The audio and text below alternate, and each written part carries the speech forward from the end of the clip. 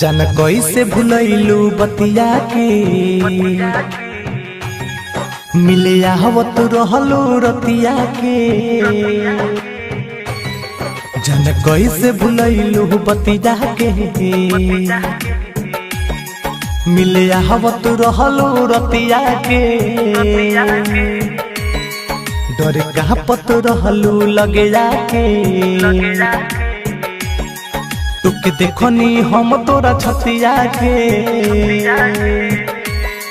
जन कैसे भुलैलू बतिया के मिले आवत रहलू रतिया के।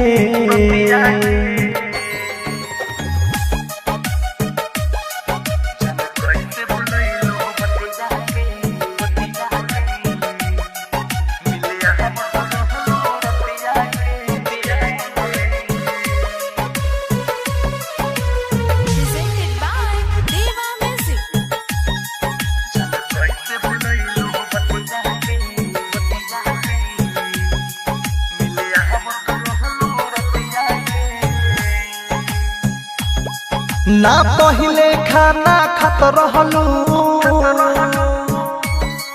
बिना तू हमरा खैले हो। बोल कैसे आवता निंदिया जन बिना बती अइले हो।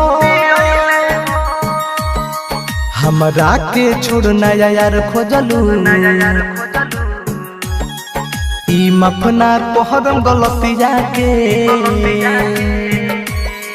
जन कैसे भुलैलू बतिया के मिले आवत रहलू रतिया के।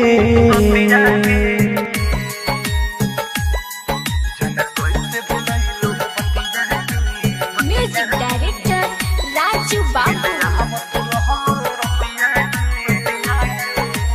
स्मार्ट रिकॉर्डिंग स्टूडियो मैरो। खैले रहलू कसम जावा सब भूल गइलू वादा के। कहत रहलू हमनी के प्यार जैसे हो किशन राधा के।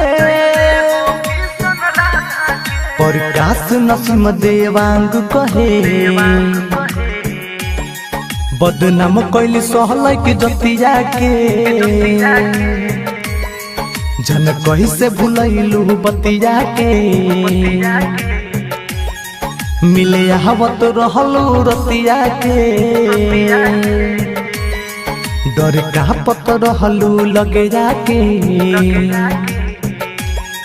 तुके देखनी हम तोरा छतिया के।